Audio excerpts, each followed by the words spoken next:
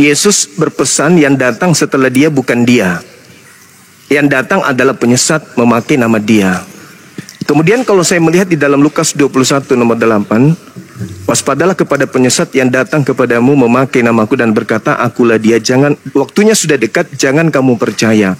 Di data 12-nya di situ mengantarkan pemahaman saya bahwa itu adalah Paulus. Kenapa? Data 12-nya, namun sebelum itu terjadi, kamu terlebih dahulu disesat, ditangkap, dimasukkan ke dalam rumah-rumah ibadah, dipenjara dan seterusnya. Nah, murid-murid Yesus mengalami kasus ini dan pelakunya adalah Paulus. Setelah itu kemudian menuju ke Damsyik, betul, dia mengaku bertemu dengan Kristus di sana. Nah, kalau yang di Matius 24 tadi, di data nomor 23, 24 dan 25, 26, jadi apabila ada orang berkata kepadamu ada Mesias di sana, ada Mesias di sini, jangan kamu percaya, sebab Kristus palsu atau Mesias palsu dan nabi-nabi palsu akan datang melakukan tanda yang dahsyat, mukjizat, sekiranya mungkin menyesatkan orang-orang pilihan juga. Camkanlah, aku telah mengatakannya terlebih dahulu kepadamu. Jadi kalau ada orang mengaku bertemu Mesias di padang gurun, Mesias dalam bilik, jangan kamu percaya. Nah, Paulus ketika menuju ke Damsyik ini, dia mengaku bertemu dengan Kristus di sana. Dan ketika dia di dalam bilik, yaitu dalam penjara, dia juga mengaku bertemu Yesus di situ. Ketika Paulus ini kembali kepada murid-murid, aku bertemu dengan guru kalian di padang gurun. Berdasarkan pesan tadi, murid-murid pasti tidak mau percaya. Karena pesan gurunya, jangan kamu percaya. Ya, kembali kepada penjelasan saya di awal, Yesus mengatakan yang datang setelah dia adalah penghibur lain. Ada yang datang selain penghibur lain ini, yaitu penyesat, memakai nama Yesus dan menyesatkan banyak orang. Nah, tadi abang ini mengatakan Kristen itu pengikut Paulus, pengikut Kristus dan bukan pengikut Paulus. Tapi bukankah di Antioquia yang pertama kali disebut Kristen itu murid-murid Paulus, pengikut Paulus? Oke. Udah ya. Silakan. Kalau udah tolong belang silakan. Jadi saya tahu di mana. Iya, silakan. Baik. Jadi kita kembali ke Matius 24 ayat 4. Artinya kita harus bermain di dasar kunci narasinya dulu, biar settle. Saya akan setuju sepanjang kata kuncinya masuk. Kata kuncinya apa? Matius 24 ayat 4. Ayat 5 lebih tepat. Sebab banyak orang akan datang dengan memakai namaku dan berkata akulah Mesias. Oke, Zuma bertanya, kami menjelaskan. Tapi ada muatan di sini yang dipertanyakan, kan begitu kan, tentang Paulus. Nah, atas dasar itu saya bertanya kembali, itu maksud saya. Yesus berkata banyak orang, berarti lebih dari satu. Itu ya, kata kunci pertama di ayat 5. Kata kunci kedua, dengan memakai namaku, very special, spesifik. Berarti bukan datang atas nama Petrus, Paulus dan lain-lain. Tolong koreksi saya kalau salah. Dengan namaku, bahkan lebih lancang lagi berkata akulah Mesias. Siapa tahu saya kurang memahami Alkitab. Apakah Paulus pernah terdeteksi berkata akulah Yesus atau akulah Mesias? Siapa tahu saya pernah silap membaca Alkitab. Silakan, bro.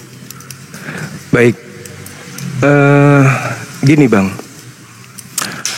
sejarah menorehkan bahwasanya Lukas ini secara histori dan tradisi Kristen itu adalah asisten Paulus, kan gitu ya. Nah, kalau abang lihat di dalam Kisah Para Rasul 9 nomor 22, maafkan saya kalau saya keliru ya. Di situ coba abang ini buka. Di sana itu tidak ada kata Yesus di situ. Kata Yesus itu sisipan Lembaga Bible Indonesia. Dengan kata lain, yang dimaksud Lukas di sana sebagai Kristus itu adalah Paulus.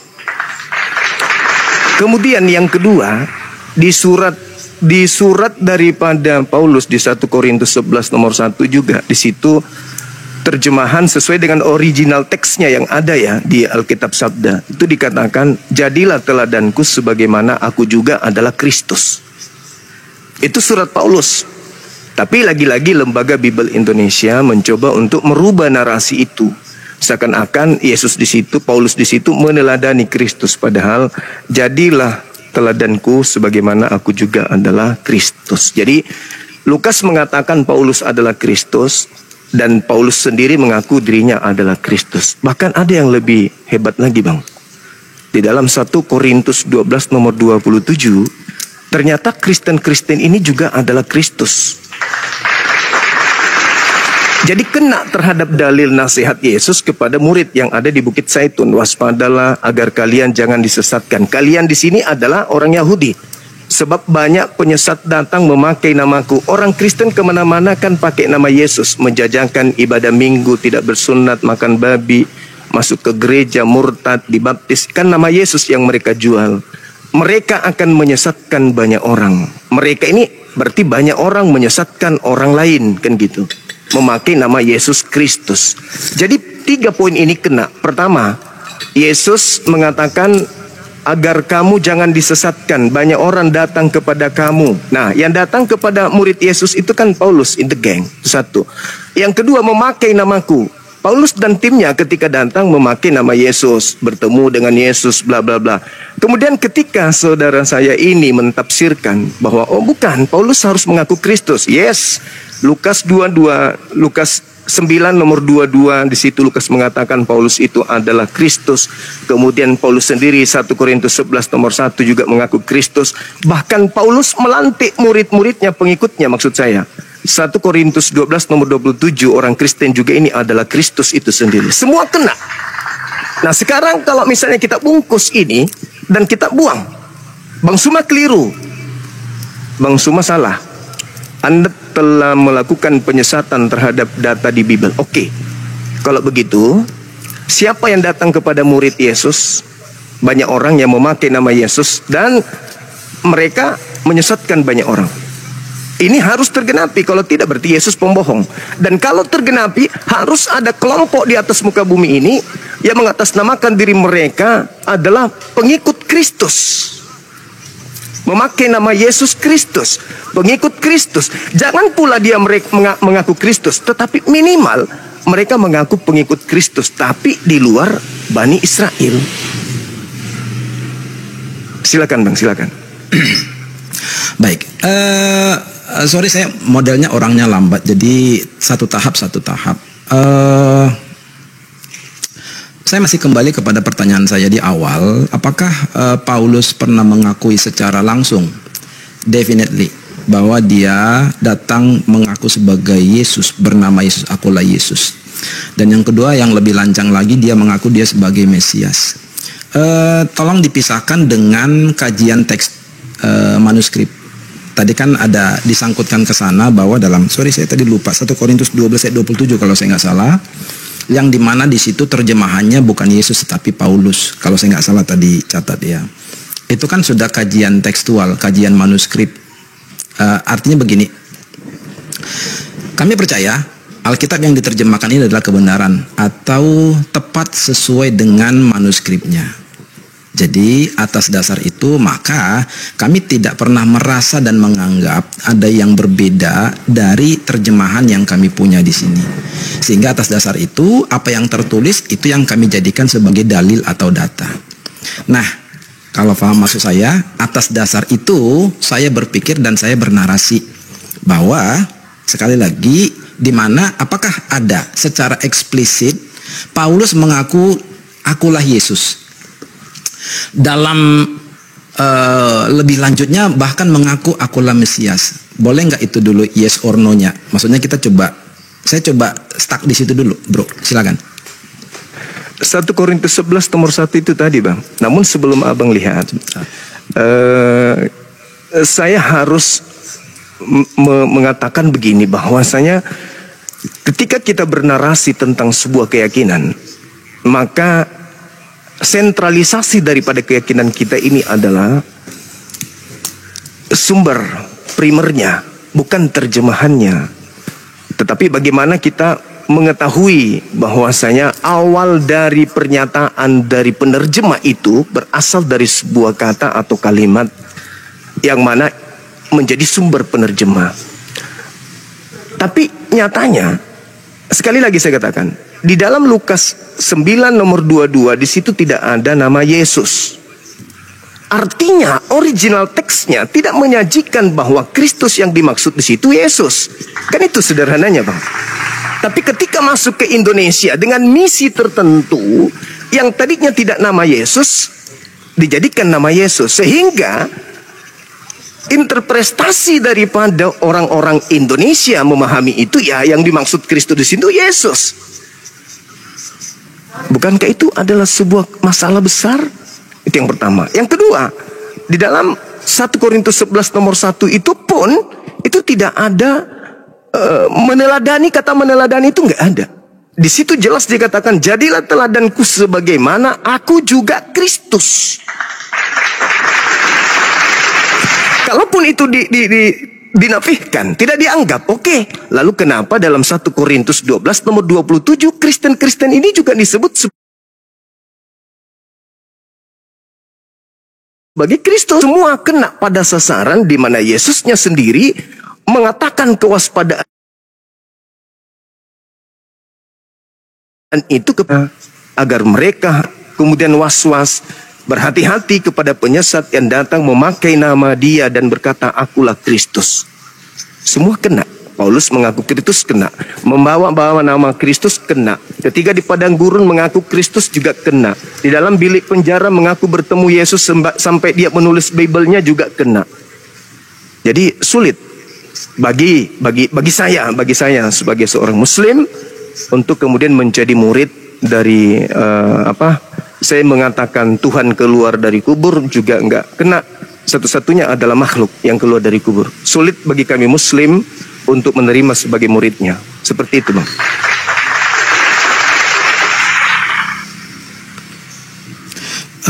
Baik. Jadi untuk masalah saya lebih melihat kata tepatnya itu tuduhan bahwa ada perubahan teks dalam terjemahan. Kami tidak sepakat dengan itu sama sekali total.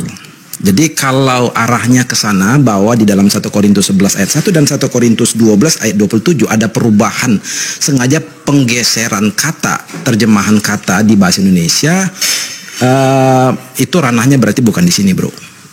Bukan ranahnya, tapi di kajian tekstual atau di kajian manuskrip. Karena ya, sekali lagi seperti saya katakan, kami Kristen di Indonesia percaya betul dengan Alkitab yang kami pegang. Jadi kalau isunya begini, kalau isunya jadinya belok ke terjemahan kata yang ada dalam Alkitab kali itu sudah tidak sepenuhnya sama. Nah, itu bukan di sini berarti ranahnya. Dan karena apa? Saya juga tidak bisa mengomentari itu.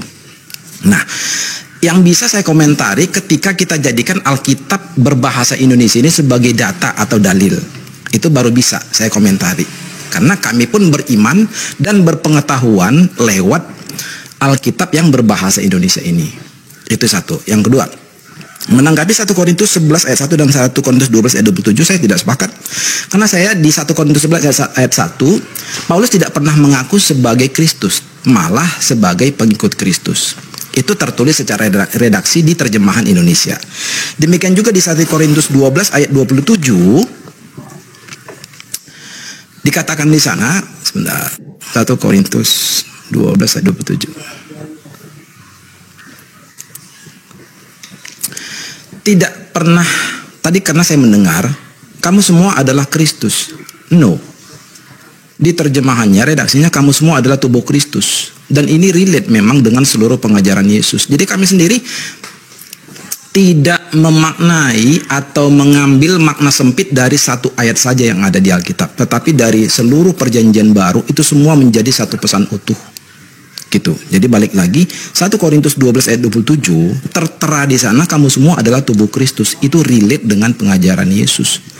Dan tidak ada di situ dikatakan kamu semua adalah Kristus. Jadi sekali lagi, kalau kajiannya adalah kajian tekstual atau manuskrip, saya langsung declare, saya langsung ngomong, berarti di kita nggak tepat karena saya nggak bisa mengomentari. Itu ranahnya di manuskrip. Tapi kalau kita menjadikan Alkitab ini yang kita bahas sebagai data atau dalil, Nah, saya masih bisa menjelaskan atau menjawab. Gitu bro, silakan. Iya, baik. Jadi sekali lagi ketika abang ini bernarasi seperti itu saya hargai ya. Akan tetapi bukankah media hari ini menyediakan kemudian alat untuk kita belajar lebih jauh, tidak terkungkung mulu-mulu diterjemah, karena perintah di dalam dalil Bible juga mengasihi Tuhan itu kudu wajib dengan akal. Artinya kita diberi ruang untuk belajar. Nah, kalau kita nggak sanggup menerawang sampai kepada manuskrip, minimal kita bisa melihat di Alkitab Sabda. Oh, toh ternyata di sana memang betul tidak ada kata Yesus itu, kan gitu. Nah, lalu kemudian ketika saya mengatakan bahwasanya Paulus menyatakan bahwa Kristen pengikutnya ini adalah Kristus, karena gini, Yesus itu disebut sebagai anak Tuhan. Galatia 3 nomor 26 juga Kristen juga disebut sebagai anak Tuhan. Bukan lagi hamba Tuhan tapi anak Tuhan. Lalu Galatia 3 nomor 27, Kristen ini memiliki sifat-sifat Kristus. Dan setahu saya, seorang anggota polisi pasti adalah polisi. Di situ dikatakan engkau adalah anggota Kristus, berarti saudara-saudara saya dengan sadar itu sendiri. Lalu kita mengambil kesimpulan, Kristen kok menuhankan Kristus, sementara sekian banyak gelar daripada sembahan orang Yahudi tidak ada yang bergelar Kristus. Yesus pun sibuk mengajarkan orang-orang Yahudi menyembah kepada Tuhannya, yaitu Elohim. Tapi giliran Kristen, ketika ada pengajaran yang dibawa oleh Paulus dan temannya, ya Kristen seketika menyembah kepada Kristus ini. Begitu bang. Karena selain abang, kami pun adalah sasaran tembak daripada misi kekristenan. Abang sudah masuk, kami belum. Orang tua abang tadinya yang masuk, kami belum. Nah, kami mempertahankan diri dengan pola dasar kerangka berpikir itu tadi. Siapa dia yang keluar dari kubur ini? Kalau Yesus sendiri mengatakan, aku pergi, dan yang datang adalah oknum lain. Seperti itu bang, silakan. Oke, baik. Sepertinya ini kan subtopiknya kan ada beberapa cabang sekaligus. Bagi saya terlalu melebar. Bukan tidak bisa dibahas, bisa. Tetapi saya lebih berharap kita mainnya di satu-satu. Satu tahap, selesai lanjut ke tahap berikutnya. Kalau sesuai judul kan yang diajukan Goldian kemarin, makhluk yang keluar dari kubur setelah 3 hari. Tetapi di start pembuka narasi Zuma menyenggol tentang Paulus. Saya rasakan ini kan secara temanya berarti nggak relate, tapi nggak masalah gitu ya. Nah, maksud saya begini, di awal itu kan tentang Paulus, kita akan selesaikan dulu Paulus kalau saran saya. Jadi saya balik lagi ke Paulus, kembali kepada tadi, di mana Paulus memenuhi Matius 24 ayat 4 dan 5. Bahwa penyesat itu mengaku dia adalah Yesus, mengaku dia adalah aku, itu kata Yesus. Kemudian mengaku dia sebagai Mesias, akulah Mesias. Secara teks di bahasa Indonesia kami tidak pernah menemukan. Tadi saya sudah coba tanyakan ke Zuma, adakah di dalam teks bahasa Indonesianya yang eksplisit seperti itu? Sepertinya belum dijawab secara tuntas, sepertinya gitu ya. Tetapi arahan yang diberikan bahwa teks Indonesia ini berpotensi disalah terjemahkan. Nah, kalau itu tadi pun sudah saya jawab bahwa kalau ranahnya kajian tekstual atau terjemahan manuskrip, saya nggak bisa berkomentar. Itu ranahnya bukan di sini. Jadi saya hanya bisa menjawab based on berdasarkan literasi dalil yang kami punya, yaitu Alkitab berbahasa Indonesia. Jadi saya anggap saja begini, ya biar nggak panjang, kecuali nanti Zuma ada bantahan. Paulus menurut Matius 24 ayat 4 dan 5 gugur, batal sebagai Mesias palsu, penyesat. Why? Tidak ada pengakuan secara eksplisit Paulus mengaku akulah Yesus, bahkan lebih lancang, aku Akulah Mesias. Lewat yang tertulis di Alkitab berbahasa Indonesia. Sekali lagi, mohon izin. Kalau kajiannya tekstual atau manuskrip, ranahnya bukan di sini dan saya tidak bisa berkomentar. Bagian yang itu clear nggak? Supaya kita bisa lanjut ke subtopik yang tadi. Karena saya lihat ada beberapa cabang soalnya. Jadi biar enak gitu ngebahasnya. Silakan bro. Oke, jadi gini bang. Sebenarnya ini satu tema. Kenapa saya katakan satu tema? Ketika yang datang ternyata bukan Yesus, tetapi Roh Kudus, maka yang keluar dari kubur juga bukan Yesus. Yang datang ke Ananias bukan Yesus. Yang datang kepada Paulus bukan Yesus. Yang datang di Pulau Patmos juga bukan Yesus. Kalau menurut Yesus itu valid. Yang datang bukan dia, tapi roh kebenaran. Nah sekarang Anda mengatakan yang datang kepada Paulus adalah Paulus. Berarti indikasinya Yesus adalah si palsu yang datang, kan gitu. Karena menurut Yesus bukan aku yang datang. Kalaupun aku yang datang, aku disertai dengan tanda-tanda. Apa tanda-tanda itu? Seluruh manusia akan melihat aku di awan, di langit. Bulan, matahari menjadi gelap, bulan tak bercahaya, bintang berjatuhan, kuasa langit berguncang. Itu tanda kalau aku. Tapi kalau bukan aku, hanya memakai namaku dan berkata akulah Mesias, jangan kau percaya. Karena kalau aku yang datang, tanda-tanda ini menyertai. Karena murid bertanya, guru apa tanda kedatanganmu? Kan sudah jelas tuh, Matius 24 nomor 3. Apa tanda kedatanganmu? Tanda kedatanganku, bla bla bla bla bla bla. Disebutkan di data nomor 27, 28, 29 dengan nomor 30. Tanda kedatanganku yang tadi, matahari tak bercahaya, matahari menjadi gelap, bulan tak bercahaya, bintang-bintang. Apakah itu sudah terjadi? Belum. Berarti Kristus yang datang kepada orang-orang yang tadinya dikatakan notabene awal-awal Kristen mula-mula, asli atau palsu? Karena ada indikasi ajaran Yesus kepada muridnya, waspadalah kepada si palsu. Si palsu memakai namaku, berkata akulah Mesias. Kalau yang asli, matahari menjadi gelap, bulan tak bercahaya, bintang. Apakah itu sudah terjadi? Kan belum. Berarti yang datang, yang keluar dari kubur, yang datang kepada Ananias, tak ada tanda-tanda itu. Berarti apa? Kan palsu bang. Menurut data, bukan tuduhan. Menurut data, menurut pengakuan Yesus. Makanya saya di awal tadi mengatakan, apakah penghiburan atau penghibur di data nomor 27-nya ini itu merujuk kepada Mesias Yesus. Anda katakan Yesus, berarti penghibur lain bukan Yesus tapi Roh Kudus. Yang datang kepada Paulus Yesus katanya. Nah, sudah kena di situ. Jadi saudara kemudian mengatakan, ya kalau berbicara mengenai original teks manuskrip bukan ranahnya di sini. Saudaraku, apakah iya ketika sebuah data tidak sesuai dengan aslinya, kita masih mau pegang terjemahan? Sementara aslinya tidak mengatakan seperti itu. Aslinya tidak ada kata Yesus, di terjemahannya ada kata Yesus. Mana yang benar? Yang asli atau terjemah? Di asli tak ada Yesus, di terjemah ada Yesus. 1 Korintus 11 nomor 1, di situ tidak ada mengatakan aku meneladani Kristus, tetapi aku Kristus. Kata meneladani itu nggak ada. Nah, sekarang permasalahannya, Anda tidak mau terima karena itu tidak ada di kitab Indonesia. Oh, yang mana sih yang benar? Original teksnya atau terjemahannya? Atau jangan-jangan alasan yang saudara saya bangun ini adalah efek dari percaya kepada si penyesat tadi?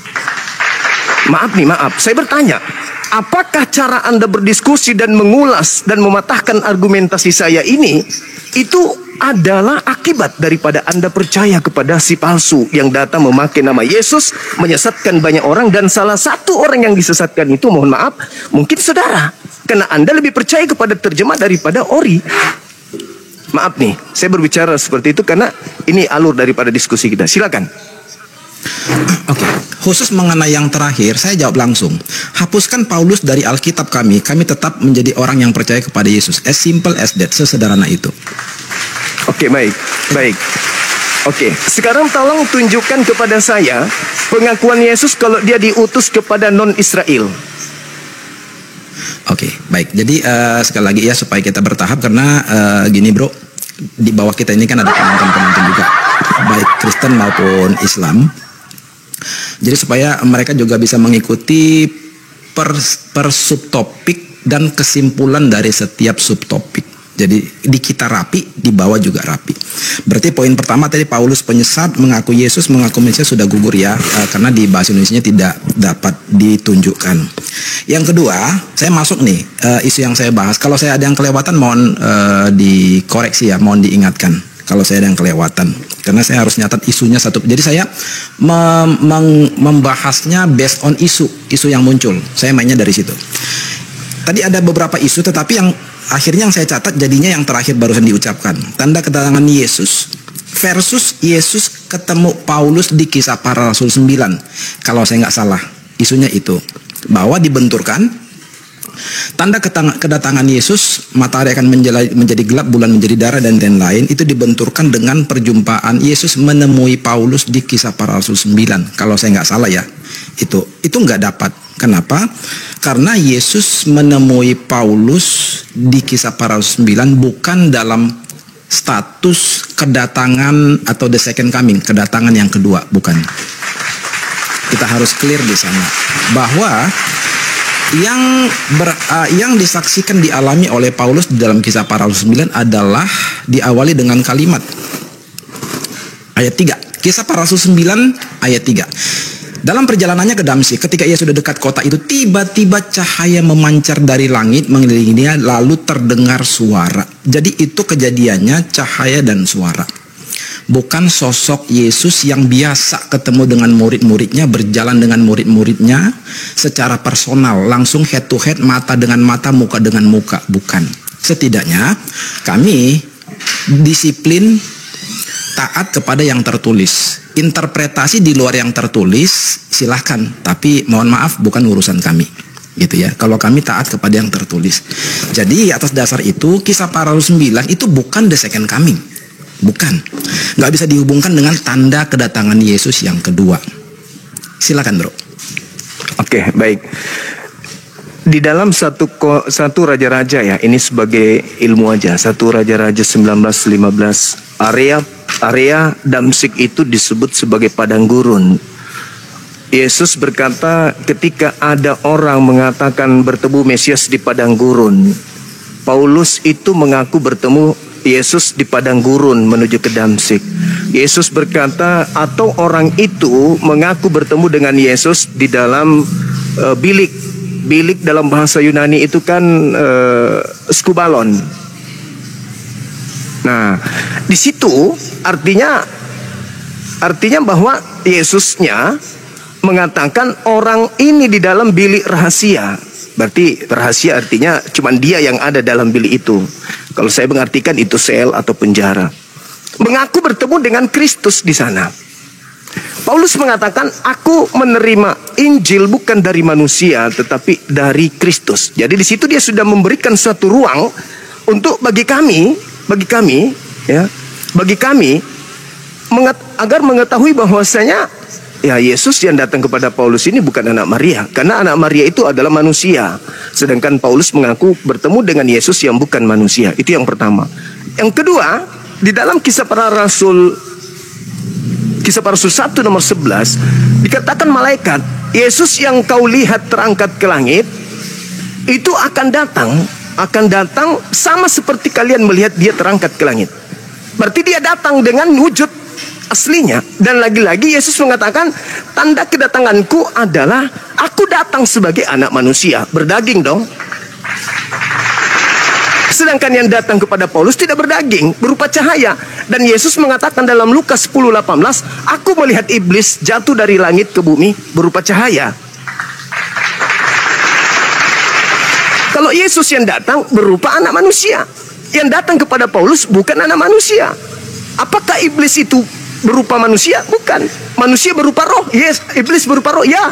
Yang datang kepada Paulus hanya cahaya dan juga suara. Itu satu. Kemudian ketika saudara mengatakan bahwasanya tidak ada poin yang harus saya selesaikan di situ, ada bang. Saya kan tadi di awal bertanya mana yang betul, terjemahan atau original teksnya? Kan itu poinnya. Yang betul yang mana? Original teksnya atau terjemahan? Contoh aja dulu. Coba Anda lihat kalau Anda ada HP di situ di Alkitab Sabda. Alkitab Sabda, kemudian paralel Kisah Para Rasul 9:22. Di situ kita tidak akan temukan kata Yesusnya dalam bahasa Yunani. Tidak ada kata Yesus. Berarti itu murni sisipan di dalam terjemah Indonesia. Sekarang pertanyaannya, ketika saudara mengatakan, kami nggak peduli, kita tidak berurusan dengan itu. Yang kami tahu di dalam kitab yang kami gunakan bahasa Indonesia, ya begitu adanya. Sekarang muncul pertanyaan, bagi orang yang cinta terhadap ilmu, mana yang betul? Terjemahan atau original teksnya, kan gitu. Yang mana yang mendekati kebenaran? Yang mana yang harus dijadikan sebagai rujukan? Terjemahan atau original teksnya? Itu masalah besar. Kalau Anda mengatakan itu bukan masalah, bagi kami itu masalah besar. Karena tidak sesuai dengan asli yang tertulis. Tapi ada penambahan yang tidak sesuai dengan yang tertulis. Bisa jadi 50 tahun ke depan ada lagi penambahan. Karena ternyata tidak berpacu kepada ori. Itu saudaraku. Jadi itu satu masalah yang harus dituntaskan.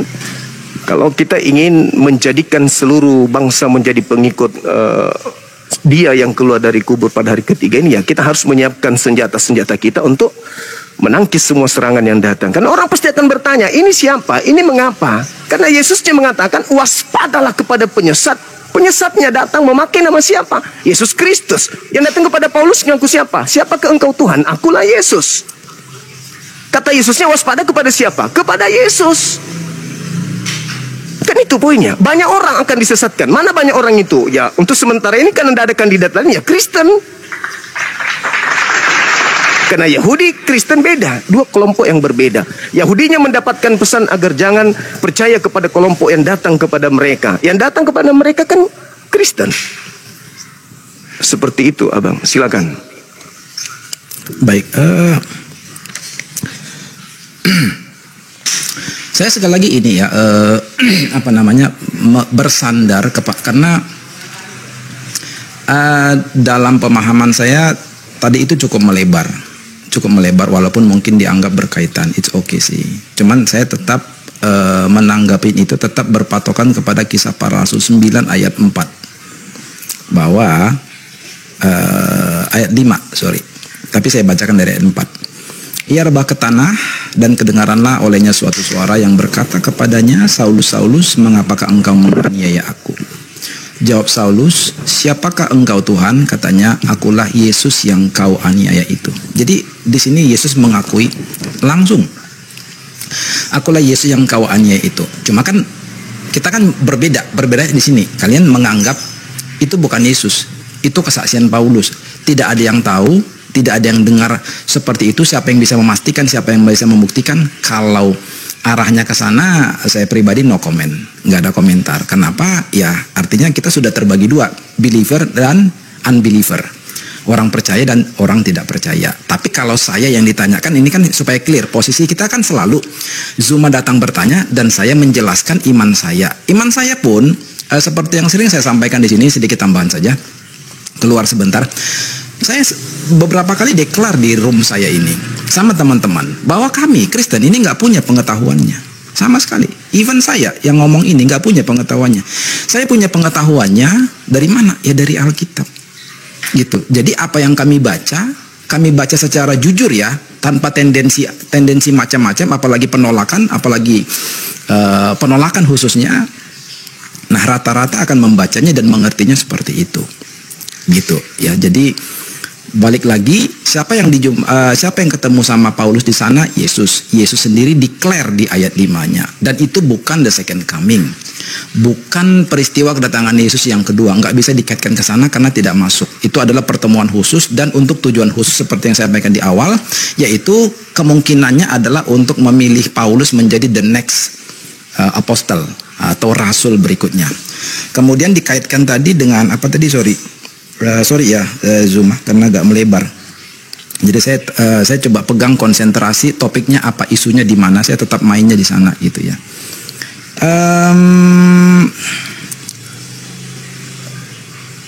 Kayaknya sih itulah, karena mengenai tadi Paulus itu bukan disebut Kristus dan bahwa kami ini bukan disebut Kristus, itu tadi saya sudah bahas sebelumnya.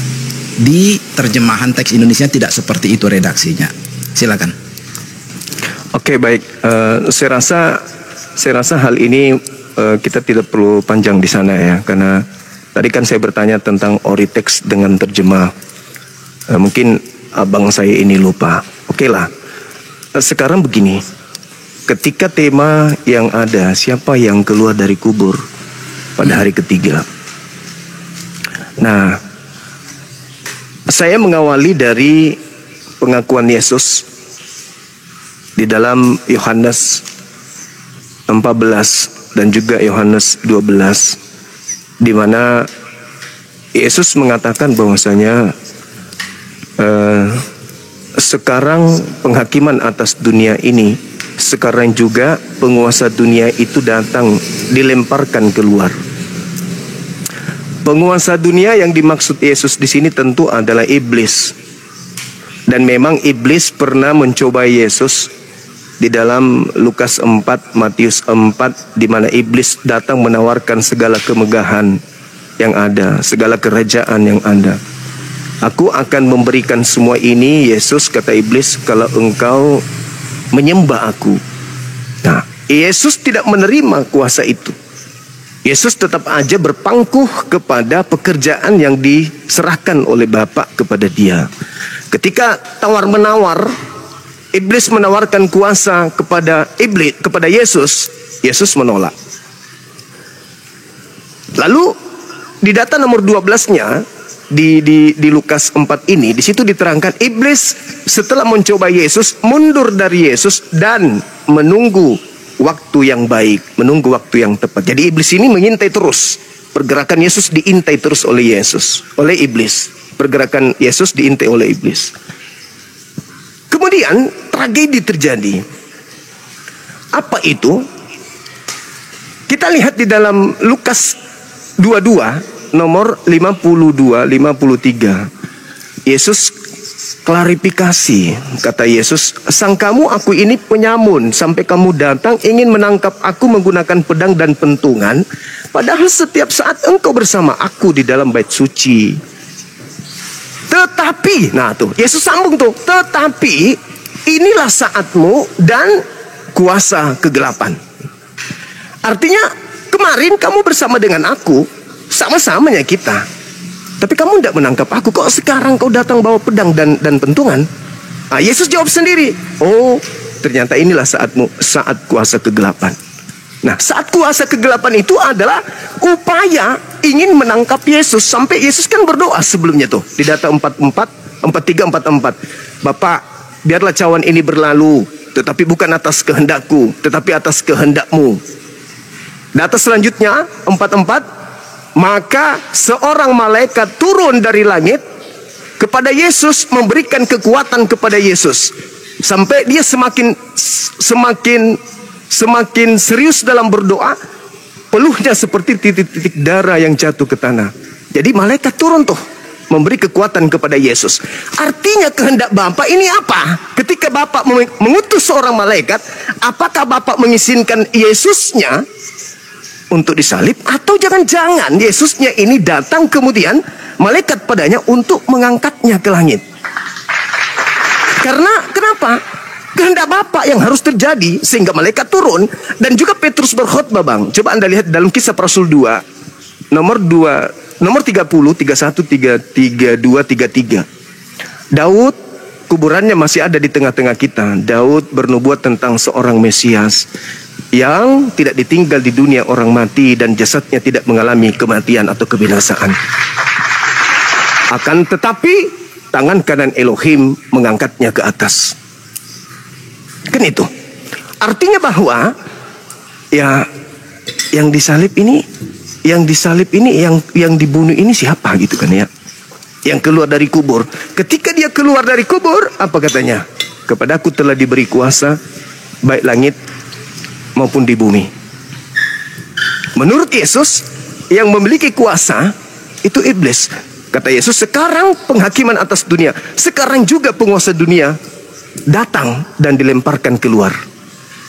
Dilemparkan keluar berarti tadinya dia di dalam tuh. Di dalam sesuatu yang ya sifatnya tersembunyi. Di dalam Yesaya 14 nomor 12 sampai nomor 15, iblis naik ke awan ingin menyamai Tuhan. Akan tetapi sebaliknya, ke dalam dunia orang mati, ke alam kubur, aku lemparkan engkau. Jadi iblis dilemparkan ke alam kubur. Nah, yang keluar di alam kubur ini dilemparkan keluar. Kalau dia dilemparkan masuk ke kubur, berarti iblisnya harus dilemparkan keluar juga. Yesus mengatakan itu, bahwasanya saatnya kuasa dunia, dan saatnya kemudian, kata Yesus, dan saatnya kemudian penguasa dunia ini dilemparkan. Yang keluar dari kubur, dia mendekati mereka, mereka sebagian kemudian datang sujud menghormat, sebagian lagi ragu-ragu. Dia berkata, pergilah, jadikanlah seluruh bangsa menjadi muridku. Kepada aku telah diberi kuasa, pergilah, jadikanlah seluruh bangsa. Nah, siapa ini yang merasa memiliki kuasa? Sementara Yesus tadinya ketika ditawarkan kuasa itu, Yesus tidak terima. Lalu siapa yang menerima kuasa ini? Silakan Bang. Mungkin kalau untuk hal-hal yang sifatnya sederhana, saya mungkin cuma sepotong tanggapan saja ya, nggak panjang. Kalau Zuma kan mungkin kan banyak narasinya. Untuk hal-hal yang saya lihat cukup sepotong, mohon izin cukup sepotong. Bukan karena saya pelit, enggak. Tetapi memang saya tidak melihat ada hal yang di luar itu yang esensi gitu ya. Nah, contoh kepada pertanyaan tadi yang saya tangkap, tolong koreksi kalau salah. Salah satu poin yang menarik yang saya tangkap tadi, siapa ini? Yesus ini apakah ditentukan untuk binasa atau tidak binasa? Ditentukan untuk disalib atau diangkat ke langit? Kalau saya nggak salah ada narasi tadi atau pertanyaan isu seperti itu. Bagi saya simpel menjawab itu. Yesus ini Yesus yang mana? Seperti apa rancangan Bapa? Yohanes 3:16. Karena begitu besar kasih Allah akan dunia ini sehingga ia telah mengaruniakan anaknya yang tunggal, supaya setiap orang yang percaya kepadanya tidak binasa, melainkan beroleh hidup yang kekal. Nah, ini kehendak Allah sendiri, karena di situ dicatat karena begitu besar kasih Allah, ia mengaruniakan anaknya. Jadi anaknya sang ilahi itu yang turun ke dunia itu adalah karunianya, berarti atas kehendaknya. Jadi jelas kalau itu pertanyaannya, kedatangan Yesus adalah kehendak Allah atau Elohim. Kemudian untuk apa anaknya datang ke dunia? Matius 20 ayat 28. Saya pakai perkataan Yesus sendiri. Yesus berkata di dalam Matius 20 ayat 28, sama seperti anak manusia datang bukan untuk melayani, melainkan untuk melayani dan, nah di sini kata kunci, untuk memberikan nyawanya menjadi tebusan bagi banyak orang. Jadi kehendak Bapa itu relate dengan apa yang dipahami Yesus tentang kehadirannya di muka bumi. Yesus sendiri mengakui secara belak-belakan bahwa ia datang untuk memberikan nyawanya. Memberikan nyawa seperti apa? Kalau dia mati biasa, mati dikubur karena tua, saya rasa frasa memberikan nyawa nggak tepat. Karena memberikan nyawa itu bisa kita maknakan secara gampang itu berkorban. Nggak ada orang pernah mati tua di kuburan itu disebut berkorban. Frasa itu nggak dapat. Demikian juga kalau misalnya ada isu Yesus terangkat ke langit tanpa mengalami penderitaan kayu salib, itu juga bukan memberikan nyawanya, tetapi itu malah lari dari rancangan Elohim. Itu malah lari dia, gitu ya. Artinya dia mengingkari destininya, dia mengingkari ya rencana Tuhan untuk apa dia turun ke bumi. Jadi itu saja sih kalau saya rasa menjawab yang tadi. Sorry, saya tadi nangkapnya seperti itu. Kalau boleh sih, saya saran kalau boleh gimana ya. Tapi sih memang mungkin saya paham. Zuma kan mencoba memunculkan satu isu, lalu membedahnya dari beberapa sisi. Saya paham. Cuman itu yang saya tangkap itu jadi kesannya agak melebar. Jadi sekali lagi, Yesus ini apakah ditentukan binasa menurut Allah atau tidak binasa? Jawabannya ada di Yohanes 3:16 dan Matius 20 ayat 28. Silakan, Bro. Oke, baik. Saya ilustrasikan Matius 20:28. Memberikan nyawanya untuk orang lain, untuk orang banyak gitu ya. Andai saja Yesus itu tetap bertahan kemudian tidak diangkat oleh malaikat, maka saya yakin sekali kebencian Yahudi pada masa itu tidak akan henti-hentinya menganiaya murid-murid dan seterusnya dan seterusnya. Jadi dia rela terangkat ke langit demi untuk supaya tak ada lagi penganiayaan terhadap murid-muridnya, kan gitu. Itu tafsiran saya, Bang, ya. Nah, sekarang untuk membenarkan tafsiran saya, kan gitu ya, saya melihat beberapa data pengakuan Yesus, minimal ada 3. Yang pertama di dalam Lukas 24 nomor 44, harus digenapi semua yang tertulis tentang aku di dalam kitab Mazmur. Itu dulu. Jadi bukan yang ada di Matius, bukan yang ada di Lukas, Markus, Yohanes, dan apalagi surat-surat Paulus. Kata Yesusnya, menurut catatan Lukas setelah dia melakukan penelitian, Yesus konon berkata, harus digenapi semua yang tertulis tentang aku di dalam kitab Mazmur. Itu yang pertama. Yang kedua, pengakuannya di dalam Lukas 22 nomor 22. Dia mengatakan bahwa aku memang harus pergi sesuai yang sudah ditetapkan. Yang ketiga, Matius 26 nomor 24. Aku harus pergi sesuai dengan yang ada tertulis. Nah, pada saat Yesus mengatakan yang ada tertulis, itu belum tertulis perjanjian baru. Yang tertulis adalah kitab Mazmur, kitab Taurat. Jadi yang harus digenapi tentang dirinya adalah kitab Taurat, kitab Mazmur, kitab Amsal, kitab para nabi-nabi. Itu yang harus digenapi. Saya belajar dari kitab Kejadian sampai kitab Hosea, belum pernah saya temukan ada catatan di dalamnya bahwasanya Mesias turun ke bumi untuk mati dan bangkit pada hari ketiga untuk menyelamatkan manusia. Itu dulu. Itu dicatat itu. Saya masih berpacu kepada pengakuan Yesusnya. Harus digenapi, harus terjadi, harus kemudian terbukti apa yang tertulis tentang aku di dalam kitab Mazmur. Nah, kalau saya bertanya kepada abang ini, di dalam pengakuan Yesusnya, di dalam pengakuan Lukas, Kisah Para Rasul 4 nomor 11, Yesus adalah batu penjuru. Anda yakin itu kan? Ya. Yesus, ya, yakin. Kemudian di dalam Matius 21 nomor 9, diberkatilah dia yang datang dalam nama Tuhan. Anda yakin juga itu Yesus kan, Bang? Ya. Lalu kemudian dikatakan lagi bahwa Yesus ini diberkati, Yesus ini adalah batu penjuru. Nah, hal-hal ini semuanya ketika di dalam Yohanes 11:41, aku bersyukur sebab Bapa selalu mendengarkan aku. Artinya Yesus ini adalah orang yang senantiasa didengarkan oleh Sang Bapa. Dia selalu, Bapa ini ada di pihak Yesus. Kita lihat ketika dia mengatakan bahwasanya aku harus digenapi semua yang tertulis tentang aku di kitab Mazmur. Mazmur aja dulu. Seperti yang tadi, Yesus adalah batu penjuru yang dibuang oleh tukang-tukang bangunan. Hosana, Hosana, diberkatilah dia yang datang dalam nama Tuhan, dan seterusnya. Ternyata itu adanya di Mazmur 118. Dan oknum yang diceritakan sebagai batu penjuru ini mengaku di Mazmur 18 ini, aku tidak akan mati.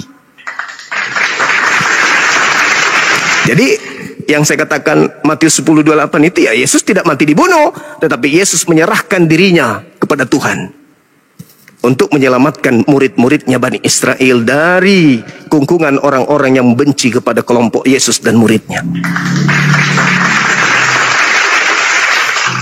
Itu pemahaman saya, abangku. Jadi menurut Yesus harus digenapi tentang dirinya apa yang tertulis di dalam kitab Mazmur, bukan di dalam kitab Roma atau kitab yang digunakan oleh saudara-saudara saya Kristen sebagai acuan iman. Sedangkan yang Yesus sendiri singgung harus digenapi tentang dirinya yang tertulis di dalam kitab Mazmur dan kitab nabi-nabi yang diimani oleh orang-orang Israel. Izinkan saya bertanya, abang, ada nggak Yesus berkata bahwa harus digenapi yang tertulis tentang dirinya di dalam kitab Perjanjian Baru, di dalam surah-surah Paulus, di dalam kitab Lukas, kitab Yohanes, kitab Markus? Ada nggak Yesus sampaikan seperti itu? Atau murni mengatakan harus tergenapi yang ada di dalam Perjanjian Lama tentang dirinya? Silakan. Hanya Perjanjian lama. Ya, Oke. perjanjian baru Oke. tidak ada, karena perjanjian baru itu kan tulisan Oke. kemudian kesaksian tentang Yesus. Silakan. Oke. Kalau perjanjian lama, ada nggak boleh membunuh manusia untuk menebus dosa manusia? Oke. Sebentar ya.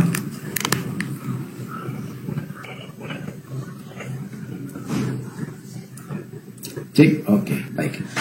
Oke, berarti dengan saya ya yang menanggapi ya. Tadi karena pertanyaan singkat, saya langsung jawab singkat bahwa di dalam perjanjian baru Yesus tidak pernah declare dia menggenapi perjanjian baru, karena perjanjian baru adalah tulisan kemudian. Jadi Yesus tidak mengacu ke sana, dan salah kalau bicara tentang Yesus mengacu parameternya di perjanjian baru, karena perjanjian baru itu penggenapan, bukan parameter. Gitu. Seperti itu ya. Nah, sekarang kita masuk kepada pernyataan Yesus yang ada di Lukas 24 ayat 44. Tapi nanti kita baca ayat 45. Jadi kita bisa memahaminya secara luas. Apa yang terjadi di sana? Better saya bacakan saja. Lukas 24 ayat 44 dan 45. Ia berkata kepada mereka, "Inilah perkataanku yang telah kukatakan kepadamu ketika aku masih bersama-sama dengan kamu, yakni bahwa harus digenapi semua yang ada tertulis tentang aku." Jadi sampai situ dulu, ya saya setuju, dan memang seperti itu bahwa Yesus itu menggenapi yang tertulis tentang dia. Di mana? Di kitab ke depan? Bukan. Itu nggak bisa. Makanya kalau Yesus tidak mungkin digenapi di perjanjian baru, lebih tidak mungkin lagi digenapi di Al-Quran. Itu clear. Karena kita harus konsisten secara logiknya. Harus konsisten. Jadi kalau perjanjian baru, sama-sama kita sekarang, sebentar ya Bang, sebentar aja.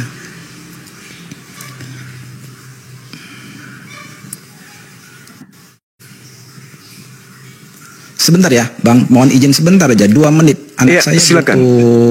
Ada yang harus saya transfer. Ternyata dia lagi di jalan. Sebentar ya, sebentar aja 2 menit. Mohon izin ya, sebentar. Silakan.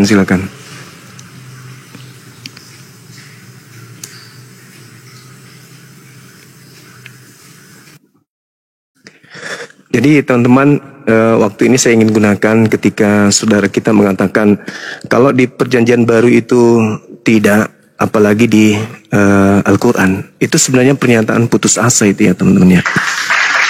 Di Al-Quran kan dikatakan bahwasanya Nabi Isa tidak disalib, Nabi Isa orang benar. Perjanjian lama Keluaran 23 nomor 78, jangan kau membunuh orang yang benar. Mazmur 37 dan seterusnya, orang benar itu dilindungi. Amsal 21:18, orang benar itu ketika dianiaya digantikan oleh orang fasik, pengkhianat dan seterusnya. Jadi ya justru Al-Quran itu, silakan. Testing, bisa dengar suara saya? Iya, kedengaran Bang, kedengaran. Zuma bisa dengar suara saya? Testing. Kedengaran Bang, kedengaran suaranya.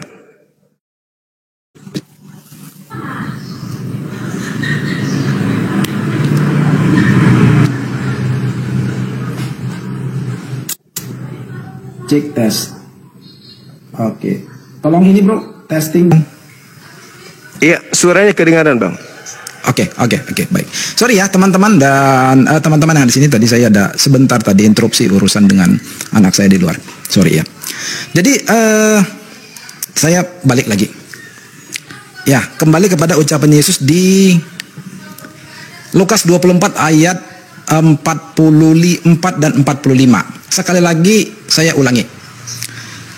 Yesus menyatakan bahwa yang tertulis tentang dia harus digenapi. Yes. Yang tertulis berarti sudah tertulis, bukan akan ditulis. Atas dasar itu, maka perjanjian baru bukan penggenapan Yesus. Apalagi setelah perjanjian baru, termasuk Al-Quran, bukan penggenapan Yesus. Sama sekali. Ya, kalau kita bermain di logikanya. Nah, jadi yang tertulis apa? Adalah tulisan yang sudah lampau. Apa tulisan yang sudah lampau? Kita masuk kembali ke ayat 44. Yesus berkata di sana, tertulis tentang aku dalam kitab Taurat Musa, kitab nabi-nabi, dan kitab Mazmur. Oke. Nah, saya lanjut dulu ke ayat 45, baru nanti saya bedah di kitab-kitab tersebut. Di ayat 45, Yesus menjelaskan lagi, di situ dijelaskan lagi bahwa lalu ia membuka pikiran mereka sehingga mereka mengerti kitab suci.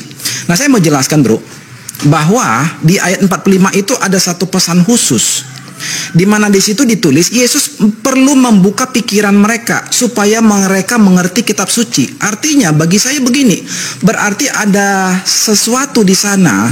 Kalau Yesus tidak membukakan lagi, tidak menjabarkan lagi, atau tidak memberikan pengertian apa sih maksudnya, ada kemungkinan murid-murid itu tetap tidak akan mengerti. Itu pemahaman saya kalau membaca ayat 45. Why? Nanti kita buka di ayat 44 di kitab-kitab yang disinggung oleh Yesus tersebut. Jadi kata kuncinya sekali lagi, Yesus perlu membukakan pikiran mereka supaya mereka mengerti apa yang tertulis tentang dia di kitab-kitab yang disebutkan Yesus di ayat 44. Kita harus clear di sana. Nah, ya. Nah, sekarang saya masuk ke ayat 44.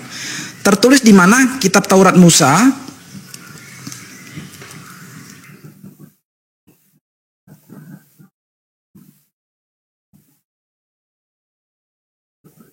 Cek. Tes. Saya ngelek ya? Saya ngelek? Iya, ngelek dari tadi, Bang. Oke, sebentar. Apa problemnya? Sebentar. Sampai mana tadi, Bang? Saya ngomongnya itu yang tangkap Lukas sampai mana yang terakhir? Lukas 44. Lukas 24. 45-nya? Data 44. 45-nya belum? 45. Sudah. Tadi saya sudah dengar. Oke, sebentar. Sekarang kembali ke 44-nya katanya. Harus tergenapi yang tertulis tentang dia di kitab Taurat Musa, nabi-nabi, dan Mazmur. Ya, ini kenapa ya? Tampilan saya nggak muncul loh. Ada, cuman nggak gerak. Nge-lag dia, Bang. Betul. Saya juga diinfo sama istri saya. Gambar saya stuck, pertanda saya nge-lag. Tapi suara bisa dengar ya? Iya, kedengaran suaranya. Nah, ini gimana ya? Ini persoalan teknis ini soalnya. Ini sudah di luar pembahasan soalnya. Nggak paham saya. Saya coba matikan kamera. Sekarang saya coba nyalakan lagi. Nah, Iya, terus sudah. nge-lag nggak? Sebentar. Testing. Enggak, udah bagus. Udah bagus, Bang, udah mulut, bagus, Bang. vokal, gerakan Udah mulut bagus, sama udah dengan bagus. ini ucapan. Oke. Iya. Sorry ya, ini teknis ya teman-teman, bukan saya ini ya. Iya, Ini teknis soalnya. Kalau teknis nggak ada obatnya, nggak ngerti saya. Gitu ya. Oh, di ayat 45 kayaknya tadi belum ya. Saya ulangi lagi 45 ya. Jadi di ayat 45. Bang. Tadi kedengaran 45. Oh, oke. 45 kedengaran ya. Berarti selesai. Jangan saya ulangi lagi maksudnya biar nggak bolak-balik. Siap. Nah, sekarang kita ke 44. Yesus berkata ada tertulis tentang dia di mana? Taurat Musa, kitab nabi-nabi, dan kitab Mazmur. Kita bedah. Kitab Taurat Musa dulu yang pertama. Tapi ingat ya poinnya ya, Bang. Bagi kami ayat 45 itu penting sekali.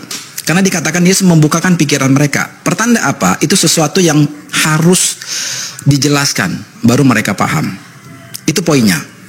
Nah, kitab Taurat Musa, pengetahuan umum kitab Taurat Musa itu ada 5. Kejadian, Keluaran, Imamat, Bilangan, Ulangan. Saya buka di Kejadian 1. Kejadian 3. Ini sebagai dasar profetik untuk Yesus. Ya, Kejadian 3 ayat 15. 15. Ya.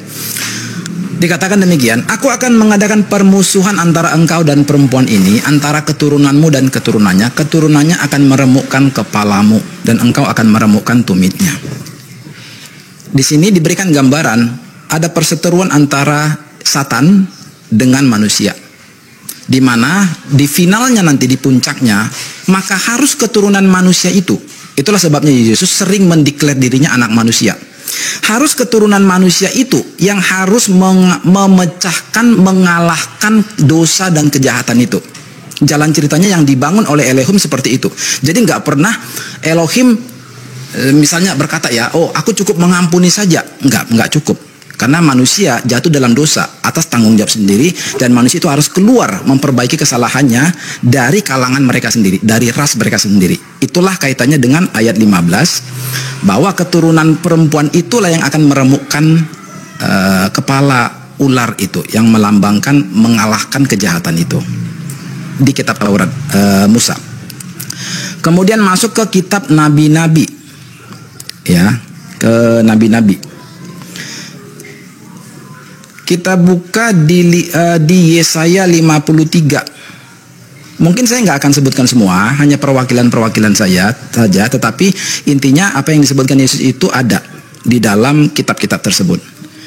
Yesaya 53 ayat 3 sampai 5. Ada lagi sebetulnya di luar itu, tapi ayat 3 sampai 5 dulu deh. Saya bacain. Yesaya 53 ayat 3 sampai 5. Ia dihina dan dihindari orang, seorang yang penuh kesengsaraan dan yang biasa menderita kesakitan. Ia sangat dihina sehingga orang menutup mukanya terhadap dia, dan bagi kita pun dia tidak masuk hitungan. Tetapi sesungguhnya penyakit kitalah yang ditanggungnya dan kesengsaraan kita yang dipikulnya. Padahal kita mengira dia kena tulah, dipikul dan ditindas Allah. Tetapi dia tertikam oleh karena pemberontakan kita, dia diremukkan oleh karena kejahatan kita. Ganjaran yang mendatangkan keselamatan bagi kita ditimpakan kepadanya, dan oleh bilur-bilurnya kita menjadi sembuh. Kemudian yang terakhir Mazmur 22. Ya, Mazmur 22 ayat 1, 6 sampai 8. Saya coba buka.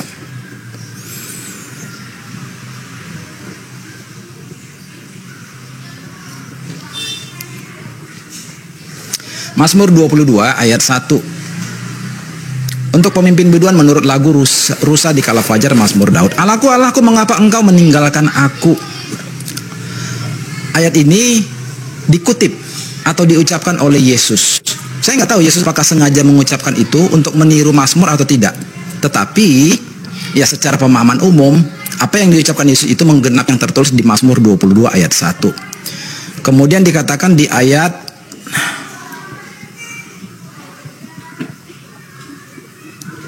sebentar ya. Mungkin itu ya, Mazmur 22 ayat 1. Kemudian disebutkan di ayat 16 sampai 18. Coba saya cek dulu, relate enggak? 16 sampai 18. Sebab anjing-anjing mengerumuni aku, gerombolan penjahat mengepung aku, mereka menusuk tangan dan kakiku. Segala tulangku dapat kuhitung, mereka menonton, mereka memandangi aku. Mereka membagi-bagi pakaianku di antara mereka, dan mereka membuang undi atas jubahku. Jadi ada beberapa lagi, tapi cukup mungkin di situ dulu ya, sebagai perwakilan saja. Ucapan Yesus di dalam tadi Lukas 24 ayat 44 dan 45. Saya rangkum ya, saya rangkum. Yesus berkata bahwa harus digenapi semua yang tertulis tentang aku. Dalam kitab Taurat Musa tadi sudah saya bacakan, dalam kitab nabi-nabi saya ambil dari Yesaya, dan kitab Mazmur belum ya tadi ya, sorry Mazmur 22 sudah tadi. Oh sorry Mazmur ya, sorry Mazmur sudah. Jadi 3 perwakilan saja lah, nggak usah banyak-banyak dikutip. Itu semua dalam apa yang kami pahami menggambarkan sangat tentang simbolik tentang Yesus. Bahkan ada yang cukup dekat sekali. Contoh membagi undi, membuang undi akan pakaiannya. Kemudian ditempatkan di antara penjahat, dia tertikam, tangan dan kakinya ditusuk, lalu dia berteriak, Tuhanku, Tuhanku, mengapa engkau meninggalkan aku? Nah itu semua tertulis di sana. Tapi kalau maksudnya, kalau poin teman-teman yang bukan Kristen adalah, oh dia harus dikatakan Mesias, dia harus dikatakan Yesus, saya rasa itu bukan nubuatan. Ya silakan kalau persepsi seperti itu, tetapi kami membacanya sesuai dengan pesan Alkitab itu sendiri dan pesan Yesus sendiri. Karena ini Yesus yang berpesan, kecuali Paulus yang merekayasa atau Petrus yang merekayasa, ini enggak. Yesus sendiri yang berkata bahwa semua itu tertulis di kitab Taurat Musa, kitab Nabi-Nabi, dan kitab Mazmur. Gitu. Oke. Penjelasan untuk yang gitu. Silakan. Iya, baik Bang. Kalau sistem yang saudara saya pakai ini adalah sistem cocok mencocokkan kan gitu ya. Artinya banyak data yang harus kita sajikan sebagai pertanggungjawaban cocok mencocokkan ini. Daniel, kemudian Yeremia, kemudian kitab-kitab lain. Nah, sekarang dari 3 item tadi ini, di data nomor 46-nya di situ kan bahwa Mesias harus bangkit di hari ketiga. Di data Lukas 24, 44, 45, 46, Mesias ini harus bangkit pada hari ketiga. Saya ingin tahu aja nih, kalau ini ternyata nggak ada juga, karena kalau hanya untuk mengambil mencomot itu banyak data yang justru orang benar itu tidak boleh dibunuh. Yesus orang benar, yang harus dibunuh itu adalah pengkhianat, orang fasik, kan gitu. Apalagi Paulus sudah membuka pintu. Kristus telah menebus kita dari kutuk hukum Taurat dengan jalan menjadi kutuk, sebab ada tertulis terkutuklah dia, kan gitu. Terkutuklah dia yang mati di atas, yang digantung di atas tiang salib. Nah, kalau kita merujuk ke situ, siapa yang mati digantung tiang salib? Pelaku dosa besar, orang yang dikutuk oleh Elohim, dan Yesus tidak mungkin itu kan. Yesus tidak memiliki dosa, Yesus tidak dikutuk oleh Elohim. Jadi mustahil. Tapi bukan ke situ poinnya. Di data 46, di situ dikatakan Mesias akan bangkit pada hari ketiga. Saya ingin tahu, simpel aja. Apakah ada di Taurat, di kitab Nabi-Nabi, dan juga dalam kitab Mazmur, Mesias mati dan bangkit pada hari ketiga? Ada nggak seperti itu tertulis dalam 3 komponen kitab tersebut? Kalau ada, kita lanjut diskusinya. Tapi kalau tidak ada, saya rasa sudah cukup Bang. Waktu saya juga di Makassar ini, makanya saya minta 16.30 tadinya. Silakan. Oke. Yang secara eksplisit 3 hari nggak ada. Tetapi yang menjelaskan tentang ia tidak ditinggalkan binasa di dalam dunia orang mati ada. Jadi sekali lagi 3 hari nggak ada. Oke. Saya rasa kita selesai di sini dulu Bang. Nanti kita lanjut lagi di lain waktu ya. Ya. Nanti di lain waktu. Jadi kalau misalnya tadi tidak ada secara eksplisit dikatakan masih tanda tanya besar yang keluar pada hari ketiga dari kubur ini belum bisa kemudian menjadikan kami murid. Untuk sementara ini seperti itu Bang. Nanti kita lanjut ya. Oke Bang ya, makasih ya Bang Theo. Ya. Oke. Sama-sama. Thank you sudah mampir ya. Cuma. Oke. Iya. Oke. Makasih. Selamat sore teman-teman semuanya. Makasih. Saya pamit undur diri. Selamat sore menjelang malam. Jaya Indonesia kita Bang. Selamat sore.